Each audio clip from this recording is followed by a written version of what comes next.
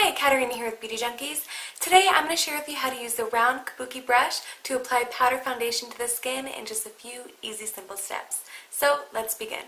When using a powder foundation, you typically want to have all of your liquid products already onto your face. So if you want to apply a liquid concealer, you can go ahead and do that before applying your powder foundation here. Same with a moisturizer, same with a BB cream or anything like that. You just want to make sure you have your liquids applied to your face first. So for me, I do have a little bit of concealer under the eyes. But now what we're going to do is go in with this powder foundation. Taking the round Kabuki brush, you're just going to swirl into your powder foundation.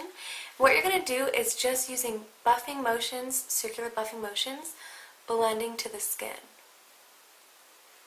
Powder foundation is great for those who don't really like a full coverage look. It's still going to give you a little bit of coverage, but it's going to appear very natural on the skin, and it's going to feel like you have nothing on your skin. And this brush does a great job at kind of buffing it into your skin because it's dense, but it's still fluffy enough to not really move any of the product. It's just going to help buff it and blend it into the skin for a nice even coverage all over the skin.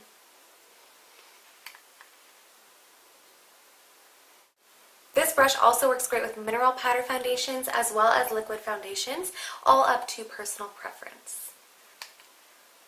And here's a completed look using the round Kabuki brush to apply powder foundation to the skin in just a few easy, simple steps.